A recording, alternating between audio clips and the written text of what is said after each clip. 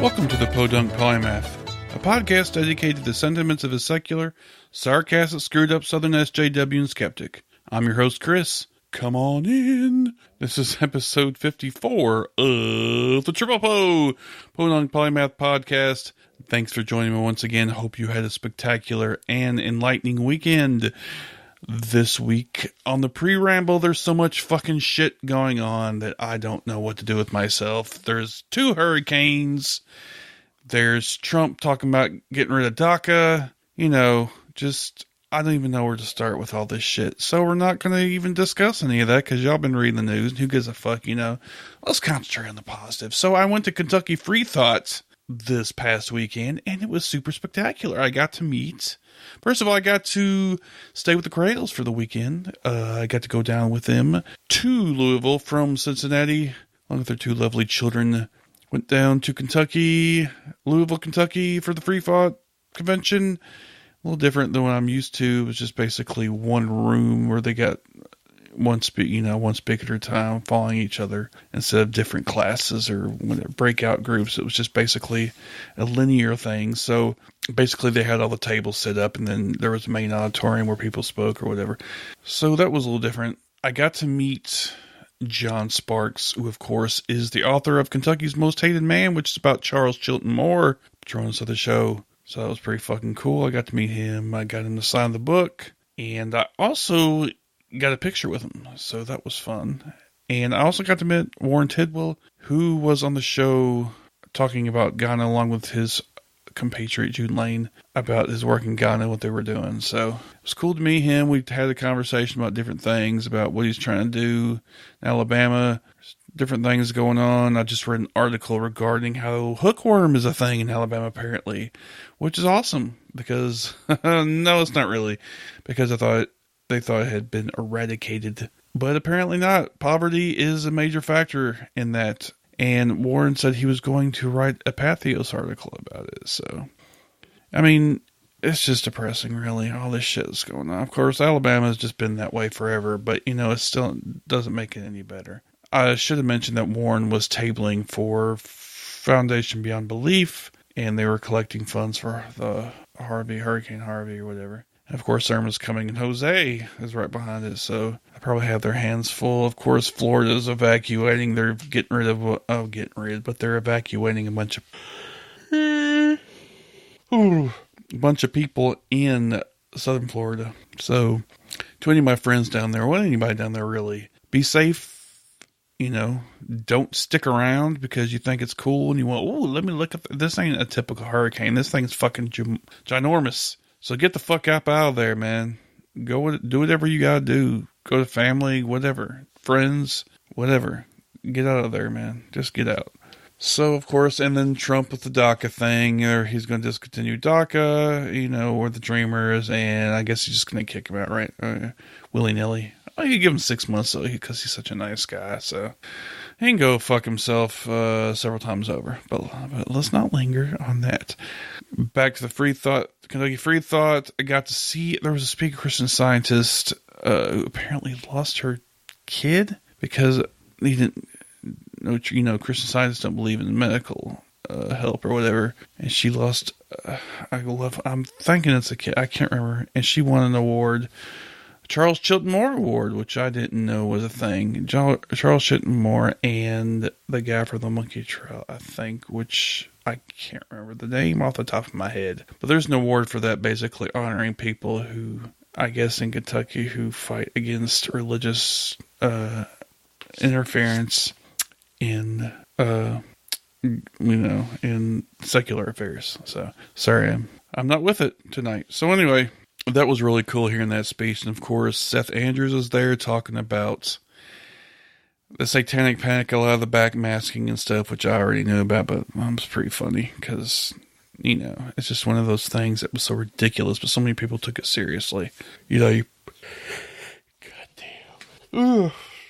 You play Stairway to Heaven backwards, it says My Sweet Satan or some bullshit like that. I don't know. Who gives a fuck? It's all bullshit anyway. So, he was a keynote. Mandisa spoke and just used her usual rousing performance. So, all in all, I thought it was a great conference. Oh, Matt Dillahunty did magic, apparently. because one dude didn't show up. Well, he got caught in Houston, I think. So it was fun. Got to hang out with Jen and AJ. Of course, they're from Clarksville and good friends. And, of course, the Crails and the kids. Got to, Johnny Pike, who is an activist in Louisville and friend of the Crails, and giving their equipment for their show, which you need to listen to. Real Life Beyond Faith, which I will be playing the promo for. Y'all definitely need to check that shit out. And Johnny Pike, of course, he went to a prison to speak to prisoners about atheism, I guess. And he's done other stuff. I think he went to the Ark Encounter or whatever. So, yeah, he's real active in the community up there in Louisville. So, well, he's from Lexington, but in the northern Kentucky area, I guess. He's a cool guy. I got to hang out, had dinner with him and his wife Brittany and his kids, and it was big fun. So I enjoyed going up there. Stay with the Crails. I did enjoy going around traffic circles a couple times trying to figure out what the fuck it were, but that's neither here nor there. Jungle Gyms is massive and has lots of beer. So anyway. Also wanted to mention I had a review this week. Well, actually it was a couple of weeks ago since I was off a couple of weeks. August 4th. Actually, this is more than that because I forgot to read it. Anyway, Contributing to the Downfall of is the name of the review with the dots. By Grounded Control. The excuse that you're from the country turns out you can say y'all and not be an idiot. Also, Chris has a world-recognized beard, a voice as sweet as molasses, and a vocal wink and smile that would give you and your partner something new to think about in the bedroom. That's scary. Kitchen, living room, heck, anywhere in the house. Serious conversation blends with self-deprecating southern humor and is barrel-aged to perfection. Pairs well with existential dread, red meat, caring about your fellow humans, and a love of small, furry animals. Also, if you're nice and give feedback, he might bring you things from across the country. See you in LA, Chris, and we all know who that is. But I won't say who it is, but if you know anything about me, then you know who the fuck it was, because I was in LA not too long ago. So, anyway, thanks for that review. It was 5 stars, of course, because why wouldn't it be? It's always nice to get cool reviews like that. I also wanted to mention an email that I actually got like a while ago, but I keep forgetting to fucking read for some reason. Mainly because my memory is shit. So, hate mail with a question mark. Stop making such a good podcast. You don't make $45,000 a month by being a Mr. Goody Two Shoes. From James Coltis. Thank you so much, James. And I'm sorry it took so long. July 27th. So it's been a little while. It's been over a month. So, sorry about that, James. Thanks for the email. And thanks to my friend who y'all know because I talked about them. Well, I actually interviewed them the last show, but I won't say their name. But anyway, thanks to both y'all for taking the time to leave a review and or give me hate mail, because that's always fun. For the palaver this week, I speak to Carrie Hazel about grief from a secular point of view. There was many technical difficulties. We kept getting cut off. Hopefully, I can edit a lot of that stuff out, but it's still going to be choppy probably. But the message is good. We still had a great conversation, and she gives a lot of insights to what it's like in dealing with grief from a secular point of view. So it's definitely something y'all should listen to and take note of, especially if you've been through this sort of thing before and you are an atheist or secular mindset. So anyway, I hope y'all enjoy the palaver and stay tuned. I'm Jenica.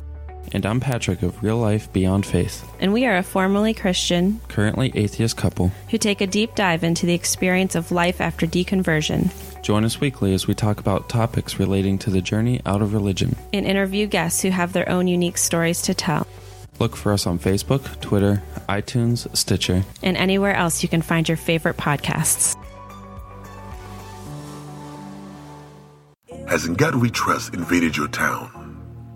Are you tired of government officials who want to plaster In God We Trust on taxpayer-owned property? Are you afraid because your local sheriff placed an In God We Trust decal on the patrol cars? We are here to help. The Original Motto Project is for those who feel the separation of church and state is an important issue and should be honored regardless of your belief or lack thereof. Theists, non-theists, and all free thinkers are welcome. We need your support to show politicians that diversity exists within our nation, and their promotion of a monotheistic religion and push for theocracy will not be tolerated. Stand up and be heard. Join us at originalmotto.us. Welcome to another edition of the Palaver here in the Podunk Polymath Podcast. This week I have with me someone who is a Facebook friend and who is a widowed mother of two.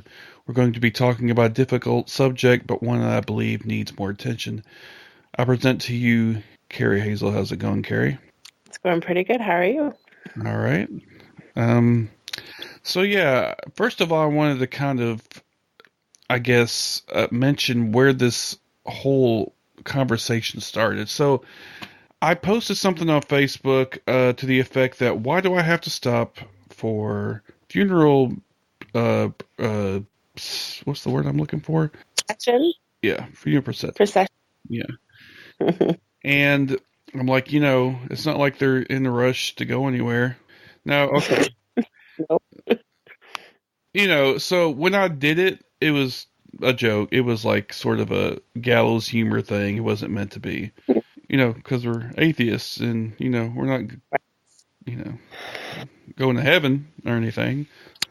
So that was that was the joke. But right. Somebody, I don't remember, somebody commented on it, and I can't remember what the comment was, but it was something like, why are those even a thing? I hate them. And so I just replied, well, then I guess you've never been in the position where you have to get from a funeral home to a gravesite while being terribly distressed.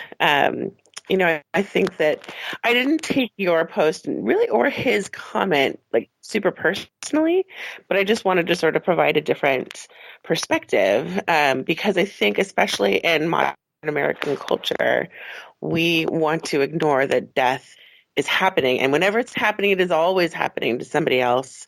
And we just want to compartmentalize it to, I think, a pathological degree. We've sanitized it, we've removed it, we ignore it for a variety of reasons. I think a lot to do with people's angsty feelings about death and what happens after death. And in any case, so that I just responded to that, that was something that I have particular experience with. And before something like that had happened to me, I probably would have rolled my eyes at having to wait for a funeral procession too. I was just the same in that death was always something happening to somebody else. And if somebody was grieving, I felt that was something that should get wrapped up pretty quickly. I just really didn't understand. And I think a lot of people don't because they don't want to. I agree with that. And like I said, when I posted that, I guess I should have thought a little more through a little more. Like I said, I didn't take it at all personally, and I doubt anybody else did either. But, I just wanted to be like, well, because there is a reason that they do that. And it's not just to inconvenience other people, and it's not just to call attention to themselves. There's good and valid reasons for why it's done. Yeah, I know. I guess I was, like I said, it's hard to retone into absolutely. Text, and I was being a little, sarcastic. Well, we're all going to die. The idea was we're all going to die anyway, so, what's the fucking rush? You're already dead, that was the idea. True. So, yes. But, I understand the reaction you had, and like I said, you can't retone, so, it didn't really come off, maybe. I don't know, that the person who commented took it a little more personally, which is strange considering you're not the one who has to deal with it. But anyway, that's interesting. But, that's neither here nor there. So basically the whole point of this was to say that I actually messaged you on Facebook, and I wanted to kind of apologize. I didn't mean anything by and we kind of started talking, and I'd actually known beforehand because you had mentioned it in some other context. I can't remember exactly where, that you were a widow and that your husband had died, and that I don't know if the kid. Yeah, I'm pretty sure I already knew you had kids and such. So, if you don't, as much as you're comfortable with, do you want to relate the circumstances of your husband's death? Sure. So he passed away just about 2 years ago. It'll be 2 years on the 26th of this month. He had been ill for a little while. He'd been having headaches for a few years, and they just couldn't figure out what was wrong. Multiple testing over a couple of years, and he just was feeling worse and worse and worse and looking worse and worse and worse. And then it's kind of a weird story, actually. So they found out just after the birth of our second daughter that what was going on was that he had a fungal infection in the bones of his face and in his eye orbit. And that it was a fungal infection that he had caught 12 years previously, actually. And it happened right after his father had died. And he went back to Indiana to have the funeral, to do the burial. And they think that he caught it out there during an ice storm that was happening during the funeral. Because the type of fungus that he had from what I understand, was endemic to the Ohio River Valley, and they don't find it in California. And when he had it originally, he was one of only 2 people in the entire state of California who had that particular fungal infection. And the first time that he had it, they didn't figure out what it was until, over a year in. But that time it was in his lungs. Anyway, so they put him on a whole bunch of antifungals. He got better. They thought it was gone. 12 years passed, and then he has these headaches. Nobody ever connected the dots until they finally did a biopsy of the bones of his sinus, and they figured it out. So they put him on antifungals. He got better. And we decided to move to the Northwest, which is something we've been talking about for a long time. And so we moved to Washington State. And the day that we arrived, he had a stroke. So he was in the hospital for about 2 months. They stabilized him. He was doing better. And then he had a sudden massive brain hemorrhage that was caused by the fungal infection that had gotten into his brain. So that was, like I said, 2 years ago. So I'm still in the Northwest by myself with our daughters. I fly back and forth to California frequently to visit my family, and they visit me. And I'm a grieving atheist, and it's very, it's not necessarily the mainstream thing. Most people, I feel, have some sort of religion or spirituality to turn to. And I'm long past the point where I've been an atheist for years. So part of, I guess, the upside of being a grieving atheist is that I never, I never sat there wondering why. Why did this happen? What is the meaning? What is the purpose? Why is that everybody dies? The end. We're all going to die somehow. And we can craft an elaborate story for why that's happening. And I guess it makes some people feel better, but I feel like it also causes a lot of angst. People want to connect dots and just figure it out. There is no figuring it out. We're here and then we're gone. And so that was kind of a relief to me. Yeah. The flip side being, I can see how incredibly seductive it is to want to believe that you will see that person again. If I honestly, truly, in my heart of hearts, believed that, I would find that to be immensely relieving. Like, I totally understand why that appeals to people. I think I would suspect, since we became conscious of ourselves and the inevitability of our own deaths, we've been afraid of it, and we've tried to explain it, and we've tried to understand it. And I don't think we're necessarily any closer to understanding it, because I don't think there's necessarily anything to understand past, whatever it is or however it is that we want to sort of frame it within our own lives. And I think being an atheist, you can kind of choose how that's going to work for you. There's no prescription for how to do it. So it's different, I guess, to me. For her, she needed to believe that he's going to go to heaven. And she's religious and he's her child. And I'm certainly not going to try to get into that belief with her. Like, whatever comforts her is honestly fine by me. She did want to talk to me about how she felt that he found God in the hospital. And I was like, he most certainly didn't. But I didn't even say that. You know what I mean? Like, when it comes to sort of grief and people's beliefs and everything, for me, I just feel like it's important to tread lightly, whatever gets somebody else through the experience, as long as they're not harming anybody else, I'm kind of like, that's fine. That's what you need.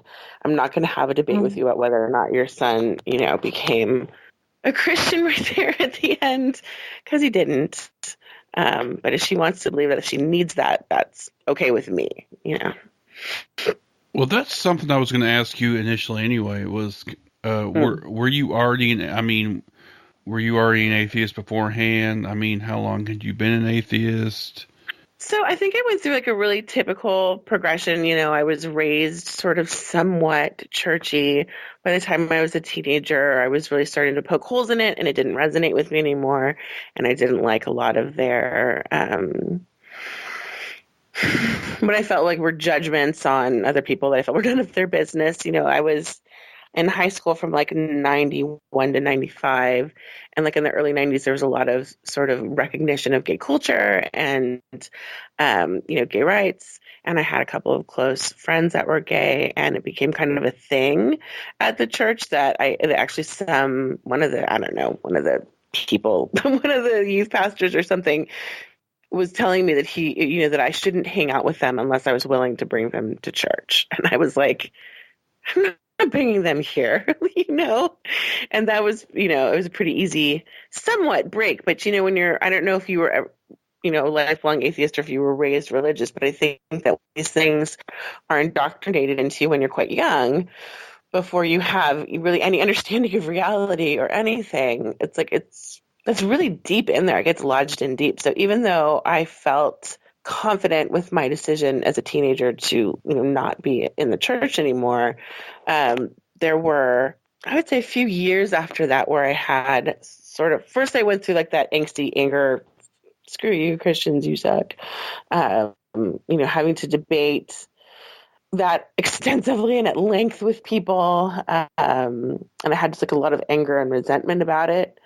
And then I went to, I kind of had like a pagan minute where I did that for a little while. And then I found out, as much as I love a lot of the like stuff, I love candles and incense and, fires and shit. That's fun. But a lot of those people are just as kooky in their own way to me as Christians are. And so I kind of drifted from that.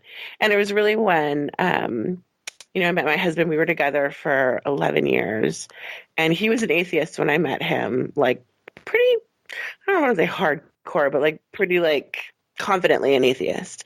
And I was always kind of wishy-washy, like, I'm an atheist. I'm kind of an agnostic.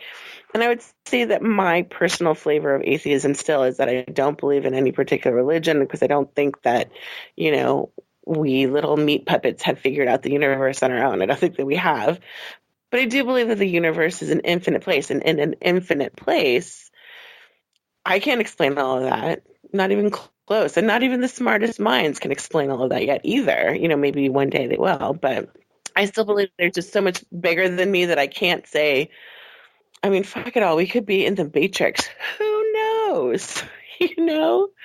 So that's, I guess I'd leave that tiny door open. It doesn't mean that much to me because it's just so far outside of myself that I don't really think about it. I'm like, yeah, like who knows what's out there, but I'm not going to spend a lot of my time worrying about what it is or is not. I think that's an honest position, to be honest with you. Because if we're being honest with ourselves, there of course is a 99.99999. whatever percent that. But of course, if you're being honest, I mean, nothing technically is impossible, I guess. Just highly, highly, highly improbable. Well, yes, totally. Well, so what's also unique about my situation is that I'm raising two children, and I'm raising two children as, I mean, I'm not trying to make them be atheists. If they are going to be, I'm, of course, 100% supportive of that, but I don't want to indoctrinate them to my position any more than I would want to indoctrinate them into any, particular religion. I would want them to sort of discover and figure that out for themselves, what they want. But in particular, when it comes to their father being dead, my older daughter, my younger daughter, she's a toddler. She's still like figuring out reality, and she was only 18 months old when he died. My older daughter was 7, just about to turn 8. So she's had a lot of questions, and she knows that I don't believe, in Christianity, and she knows that I don't believe in an afterlife, but I also tell her all the time, and not just related to this, but all the time, I say, in an infinite universe, anything is possible, honey. So I can't tell you for sure, if he's still out there somewhere or not. I want her to kind of, if she feels the need to sort of think of him as somewhere out there right now, like, I'm going to let her. That's okay. She's going to grow up and evolve and figure this all out on her own. And I'm going to figure out, hopefully, how to support them the best I can through it. What's really interesting is the little one, she's just about to be 4 now. So her language and her understanding of the world is getting much more sophisticated. And she's still kind of struggling with the idea of the permanence of death. Or what it means, She still will say things like, I hope Daddy will come home soon. And I always say, that would be nice, honey, but he can't. And she's like, okay, well, that's, I don't like that. I'm like, I don't like that either. I really just have to follow her lead because I have no idea how to navigate that so much. I just sort of like, if she asks a question, I answer it as best I can. If she, mentions that he is somewhere, I'll just sort of kindly say that he's not. For a while there, she thought that he lived with my mother, her grandmother, in California, and I was like, no, he doesn't. No, he's not anywhere. And she just doesn't get it. And it's interesting because developmentally, kids at about that age become aware of death, like between 3 to 5. They ask a bunch of questions about it. They start to realize that they're going to die someday and you're going to die someday. And it can be kind of a distressing time for them. My older daughter went through it when she was about 4, and she had a million questions. And, when she realized that one day we were going to die, her parents, I was able to say, yes, honey, but not for a long time. Most people die when they're really, really old. And that's good enough for most kids. It's like, okay, well, then I don't have to worry about that right now. And then obviously we were one of the exceptions. And so now I have another one who's sort of beginning to start that process of understanding what death is. And I can't obviously give her those same assurances of it's probably not going to happen. I wouldn't worry about it. It's like, sorry, kid, death is real. It is everywhere. We could all go at any minute. I'm trying to figure out how to frame that for her in a way that won't, I don't know, scar her for life, whatever. They're all fucking scarred for life. We're all scarred for life. So I'm just figuring that one as I go. Well, yeah, you're just, you're laying it on the line there. I don't really have anything to add. I mean, your story, and if I may, a bit of a side note, you're very excellent. That sounds horrible. Very excellent, man. No, you're very good at explaining your situation, and maybe you need to start your own fucking podcast. I do like to talk. No, that's fine. I mean, I think you've explained your situation very well, and I'm constantly fascinated by the way children are able to kind of perceive things in a almost a pure sense, like how things are and not how they're supposed to be or whatever. I mean, right. They don't have that sense of you need to kind of mask things a little bit, trying to make things better, make things seem more palatable or whatever. They're just completely honest. Totally. Like, they haven't been fully, like, culturally indoctrinated yet, if you think about it. And they're still forming their little consciousnesses. Is that I don't even know if that's a word. It is now. It is now. And, like, especially with, like, little kids. Like, I honestly had zero child experience before I had one, which was a scary realization. Like, they handed me this baby, and I'm like, oh my God, I don't think I've ever even held a baby. But like, you're watching this little like lump of, they've got no personality. They've got nothing when they're first born. And then like they're booting up in front of you over a period of years. And like the first time, at least, especially, it's just super mind blowing. You're like, oh my God, they're just developing their little personhood, and their grasp on reality or the progression of time. I mean, that's something that becomes like more and more sort of, hardened as you get older. You don't have that fluidity of your experience and your consciousness as you do when you're a kid. And so, especially like I was saying with like the little one, she'll 1 second, oh, daddy's living with grandma, or where's daddy, or, and then she'll be like, he died. And I'm like, yeah, he did. And she's like, that's sad. I'm like, mm-hmm. And she's like, I'm going to go play with my ponies. It's very much, they just sort of like drift in and out of like moment to moment, sort of leaving the previous moment almost totally behind. They're not collecting baggage yet so much, or if it is, it's still teeny tiny little baggage. We're the ones who are dragging all of this, all these cultural ideas about, life, the universe, and everything, and they just don't have any of that yet. So yeah, I mean, in a sense, it is really pure. Their experience and then their expression, they're typically really open. They'll just tell you any damn thing that pops into their mind. which is unfortunate. It reminds me of that commercial I saw once when a kid answered the phone. Where's mommy and daddy? Oh, they're in the shower together. They're taking a shower. Yeah, it's like, no bigs. That's all. Yeah, that's a little iffy on, I forgot exactly where I saw it, but, that's neither here nor there. So, yeah, so in the immediate aftermath after your husband's death, I mean, what was kind of what was your coping mechanism? I mean, was it different do you think it was different because you were an atheist? Well, yeah, probably, because I didn't immediately have sort of like that religious framework to go into. There's a whole, I don't know what's the word I'm looking for, like structure about religion that you can just sort of like, it carries you just get carried along in it to a certain extent.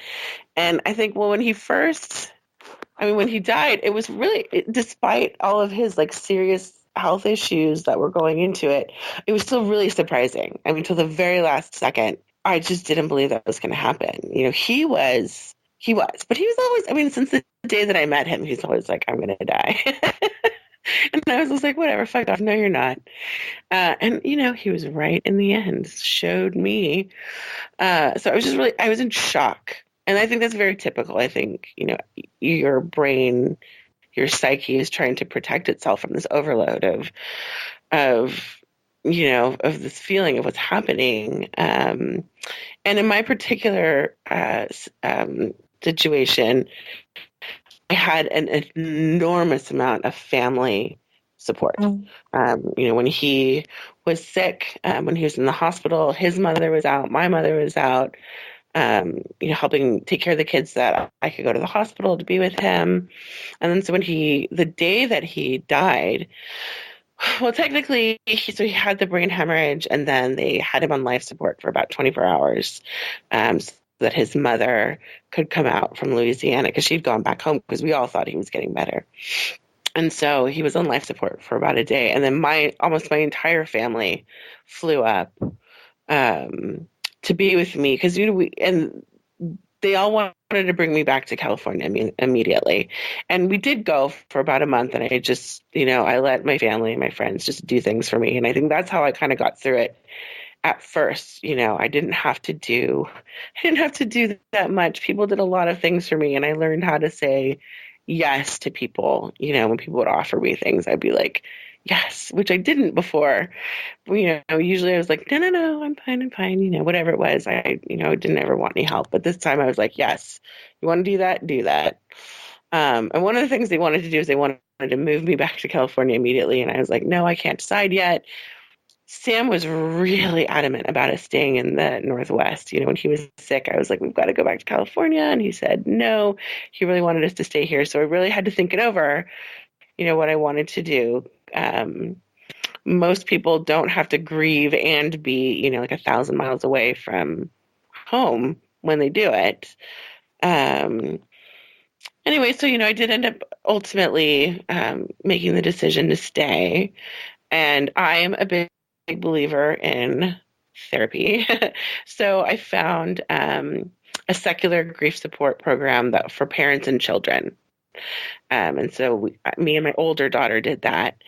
And it's kind of like an art therapy thing. They would separate the parents into one room, and the kids were separated by age, and they would do sort of like these expressive art projects that didn't, it wasn't like they had to sit around and do group therapy. They just kind of got to make things and kind of express their feelings. And the parents kind of had more standard group therapy. So we did that. My daughter loved it. And I ended up actually making friends with a couple of widows that live near here. So I've sort of had to cultivate that support. I've had to had to create a whole, and I'm still in the process of creating a whole social network to support us up here, because we only knew like 2 people in the area. And so like therapy has been a big part of my grieving process. Therapy has been one of the things that's helped you get through, I guess most people. How is it different from a secular point of view as opposed to like maybe a religious point of view? Well, I think, and first of all, there's like a variety of different type of therapies that anybody could seek out for any situation. And I have probably tried most, if not all of them, over the course of my life. I've always found it to be just sort of a place where I can, kind of reflect, and if you have a good fit with a therapist, or if you're in a good group, which is more difficult to find in my opinion, it can be really helpful. It can be really reflective. You can get feedback, can kind of help focus you on a plan and a way to move forward.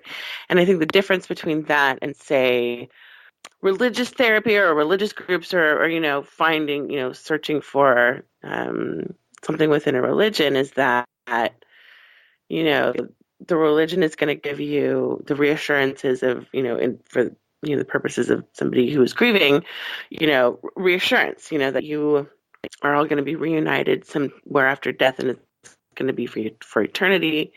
And then also, I think they're going to want to put it in this larger framework of this sort of, God's plan. And I'm referring primarily to Christianity here, because that's the one I know the best. And it's the one that, is most prevalent here in the States. And for me, I find the whole plan thing to be very troublesome. It's certainly troublesome enough that was part of my decision to no longer be religious. But, I think that people who are religious or spiritual, that a big part of that is searching for the answers to things, that they have to have, that there has to be some sort of, symmetry to the universe, that there is a plan, that there's a reason, that this happened because that, and this good thing happened because that, and this bad thing happened because that. And from the outside looking in, that doesn't feel very reassuring to me. That feels like a lot of sort of unnecessary angst to figure out something that, for me, has become meaningless. I think when I was younger, I wanted to find those answers too. And, it for me, it was sort of somewhat emotional to get to the point where I could say, that I didn't believe in heaven or hell, or something similar to, you know what I mean? You don't have to be a Christian to believe in an afterlife. But to really let go of that for me was kind of difficult. And for a while, I almost grieved that. For me to try to think about what is the purpose of my husband dying, what is the purpose of babies starving to death in parts of the world? What is the purpose to, the Holocaust? To me, the thought of there being a purpose to that, I have sort of a moral disgust on that idea. That's not a game I want to be a part of. And I feel that because I believe that there is not necessarily any sort of symmetry or purpose, or at least none that I can, if there's a purpose that's outside of myself and it doesn't really affect me, you know what I mean? Like, I don't know, maybe we're a video game being played by like a giant alien in an alternate universe. I don't know. And it doesn't really affect my day-to-day life or how I'm going to get through this short period of consciousness that I'm allowed to have, however long it may last. I don't want to waste it trying to figure out who the man behind the curtain is. I guess I've come to the point in my life where I don't really particularly fucking care. It's a waste of my mental energy. It's a waste of my emotional energy, is how I feel about it. It doesn't improve my life, but I feel that it improves theirs, but I just don't feel like it would improve my life. Well, that's definitely one of those things where I don't try to judge people on their coping mechanism for how they deal with death, Totally. I mean, my main concern is if religion interferes with the public sphere, Yes. that's where I have a problem. But as far as, how you're privately dealing with something, I don't, I'm not one to speak out against that. However you deal with something is how you deal with it. Whatever gets people through, I mean, it's not destructive to themselves. You can't really judge that. And the other thing that, you kind of learn when you grieve somebody, I mean, I've known a couple people that have died throughout my life when I was younger. And it was very upsetting at the time, but this was, on an absolutely different level for me. But then you kind of realize, oh shit, we really are all going to die. And it's just a matter of time. And the reality is I'm going to grieve everybody I love until I die myself. You know what I mean? Like, I'm just going to keep losing people. It's just going to keep happening. And I think when I was younger, I was able to fully almost compartmentalize that. And now that I've had a loss that close to me, it's like I have to live with that knowledge like every day and figure out how to carry that and not have it ruin whatever time that I do have left. You know what I mean? But I think that, like I said earlier, like the fear of death, the fear of what may or may not come after is what drives so much of human behavior. The weird kind of thing to me, and maybe I think it's part of sort of like your psychological, more subconscious coping skills that you may or may not have, but like any one person may or may not have. But, my husband died, and then there was that election, and then everything that's going on in the world, and I almost feel like, did we run into like a tiny little particle and shear off into an alternate timeline? Like, I walk around a lot going, what the fuck is reality? What the fuck is going on right now? The more you think about just sort of the existence of our consciousness in this universe, like maybe I'm mildly stoned right now, but that blows my mind on a regular basis.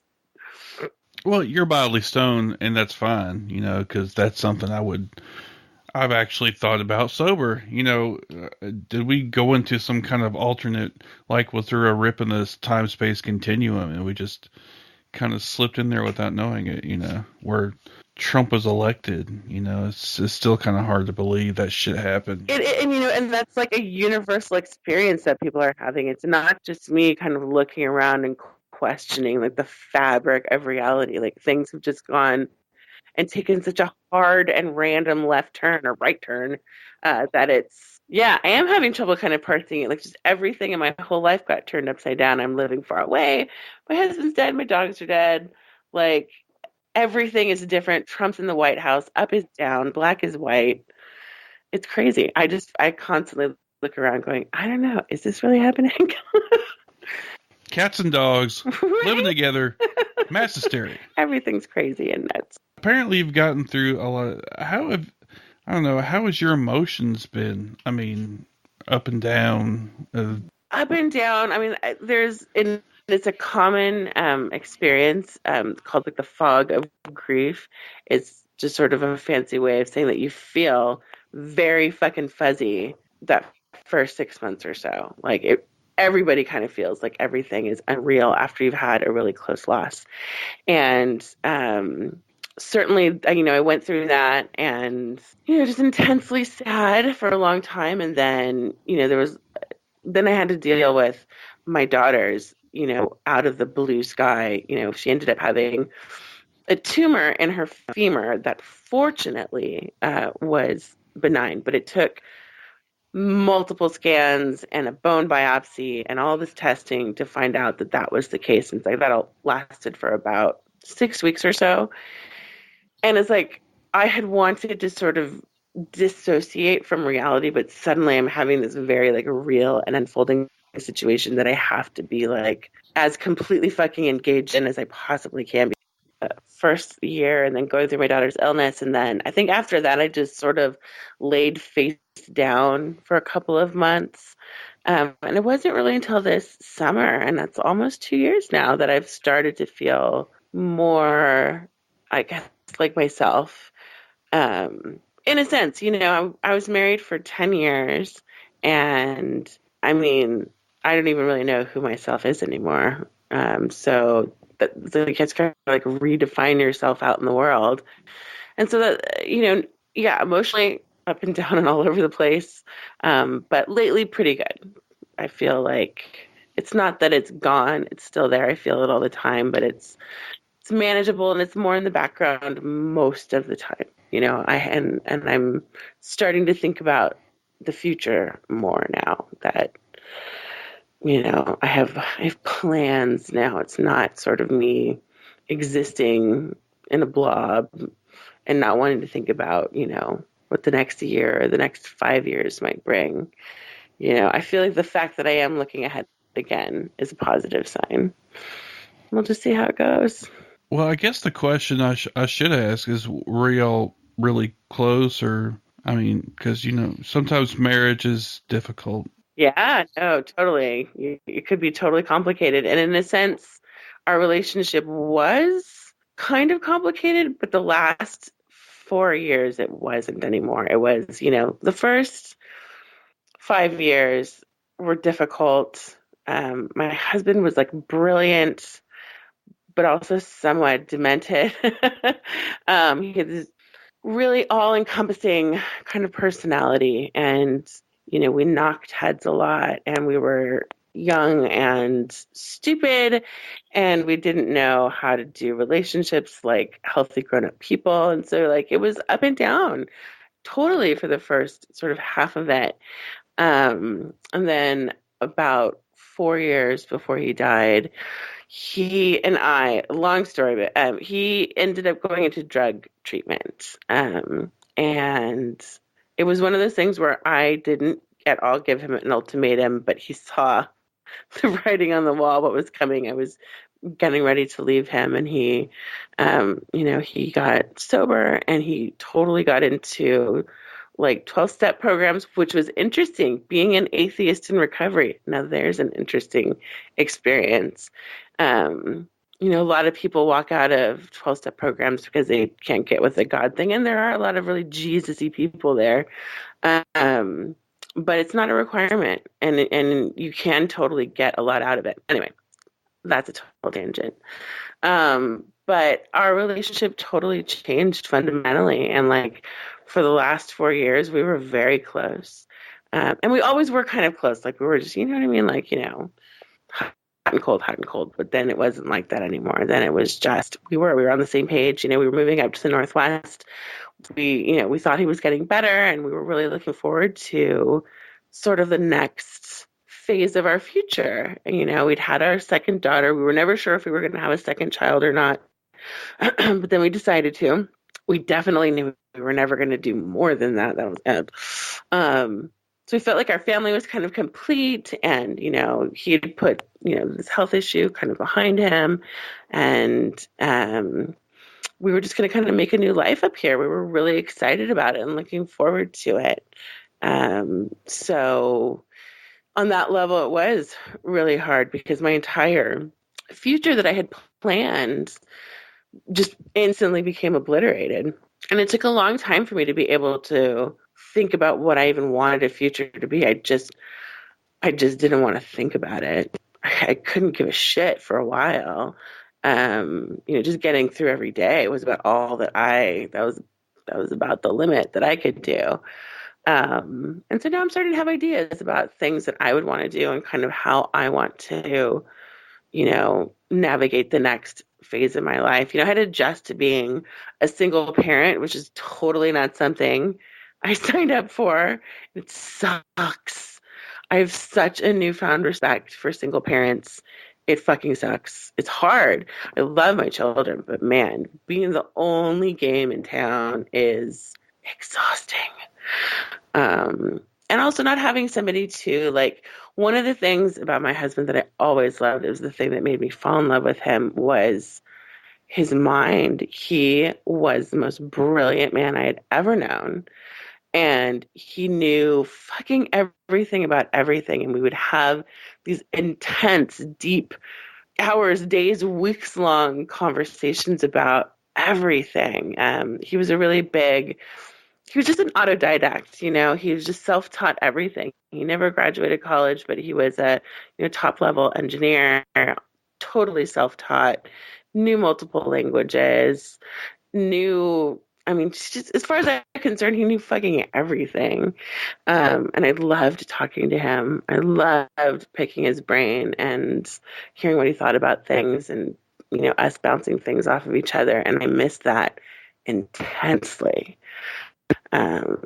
Losing a partner is different than losing other people. Every loss is individual and horrible in its own way. So I don't want to, sort of raise my experience as more difficult, but it's just different. And one of the ways that it's different is that the person who presumably was your deepest support, which is who he was, is not there. Suddenly they're gone and you've lost, that person that, oh my God, that guy did everything for me. He just did so much, and it's really hard. It's really hard. I don't spend a lot of time sort of wishing he were here because he can't be ever. And so to sort of even imagine that feels pointlessly painful to me, but then sometimes it's inescapable. This whole election, everything that's been going on in the world, he was a huge political science and military history and American history buff. His side gig was he was going to be a history professor.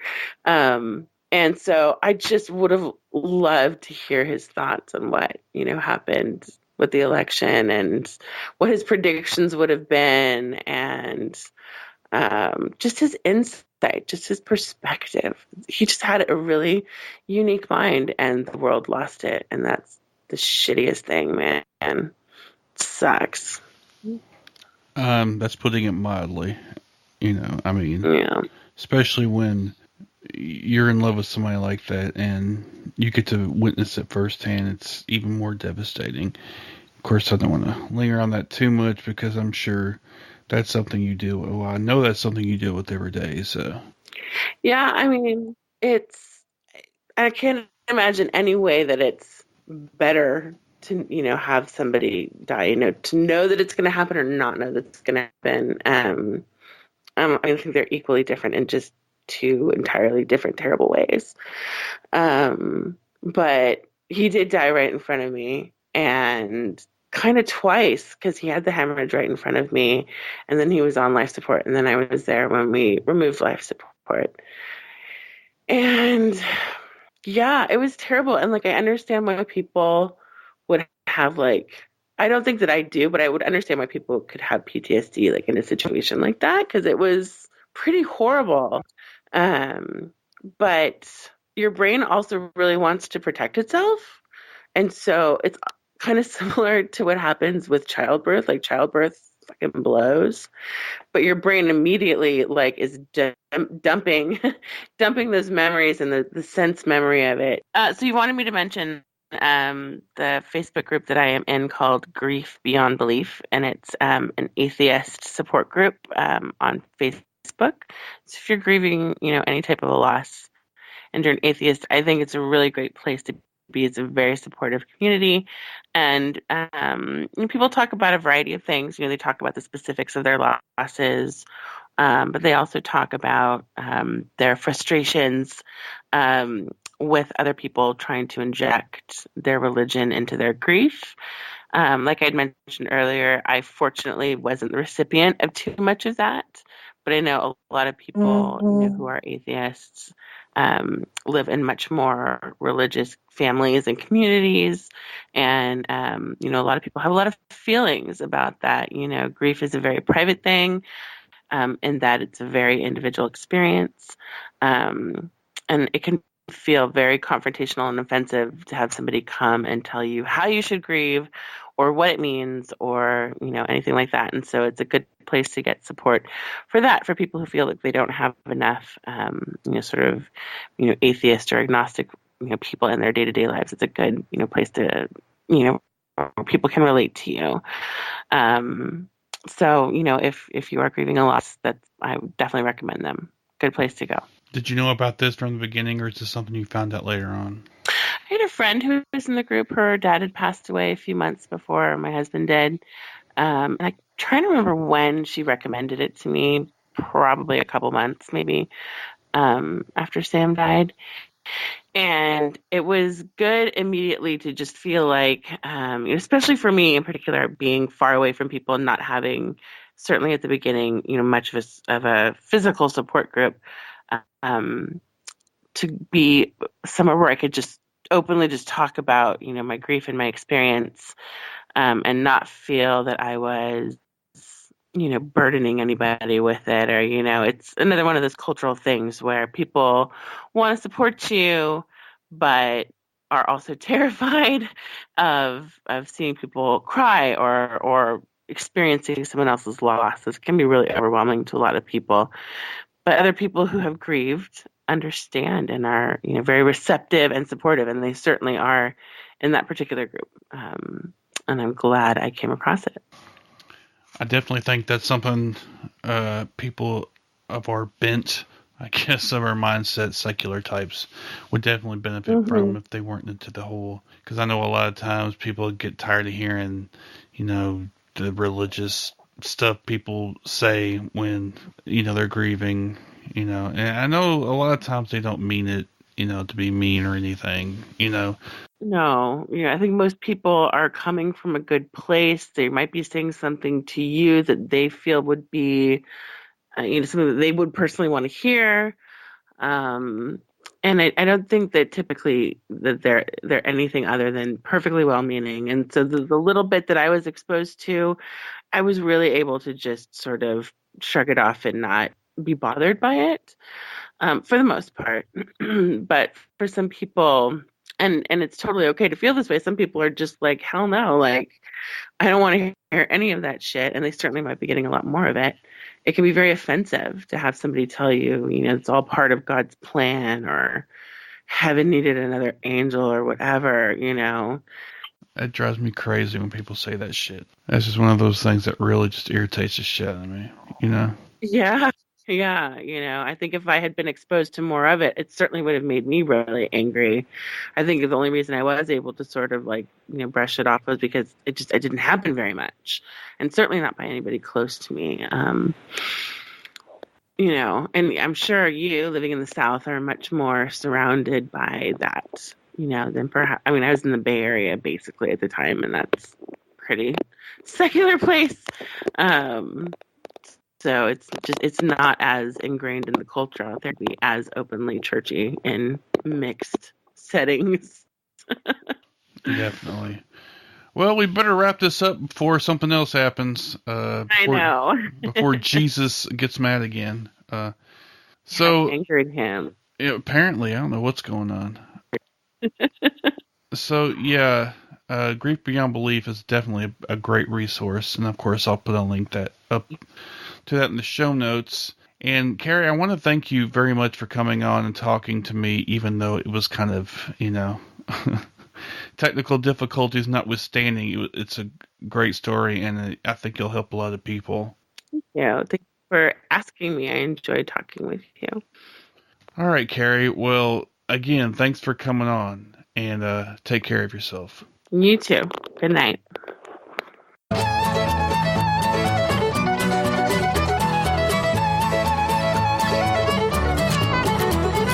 That'll do it for this episode of the Podunk Polymath Podcast. I want to thank Carrie Hazel for coming on and talking to me about grieving while secular. I thought she held together very well, and I really appreciate her coming on and talking about it. I know it probably wasn't easy. So thank you so much, Carrie. Of course, if you want to check out the show, you can come to podunkpolymath.com. And the music is done by facebook.com/.dash/62951461991. You can go check out their music at cdbaby.com/cd/. The logo, new and improved logo by Jeff Pribig Jr. on Twitter at PitAtheist. You can check me out on Facebook, Twitter, YouTube, and Google Plus under the Podunk Polymath. Email me at podunk.polymath@gmail.com if you want to become part of the Patreon posse. Patreon.com/podunk-polymath. You can call in the phone number, which nobody ever fucking does, so I don't know why I bother. 615-378-POPO 7676. Of course, you can join the Podunk Polymath Podcast Posse Facebook group, facebook.com/group/the Podunk Polymath Podcast Posse, all separated by periods. And of course, there's the Podunk Polymath Podcast online store at Zazzle.com/podunk_polymath, which I need to change the logo on there to the new one, but it doesn't really matter. Nobody buys anything from there. Anyway, if you look in the sidebar, you'll see you can follow me on WordPress at 56 follows right now. Woo-wee. You can follow me on Twitter, and there's tweets there. PayPal donate button, subscribe on RSS, Google Play, iTunes, and Stitcher. Of course, there's a button for the Patreon, and there is the Podunk Polymath Facebook like thing there on the side. You can like the page, Facebook page from there. Isn't that awesome? Did I have that there before? I don't remember. Anyway, recent posts and recent comments. Thank you all for listening. Sorry if I rambled a bit, and I'm sorry about the technical difficulties during the palaver. Hopefully I will be able to get most of that out and make it a little more streamlined, but if not, I hope you all can understand, because apparently baby Jesus didn't want us talking about grief unless it was, from a religious point of view. So anyway, thank y'all for listening once again, and until next time, y'all take it easy now, okay?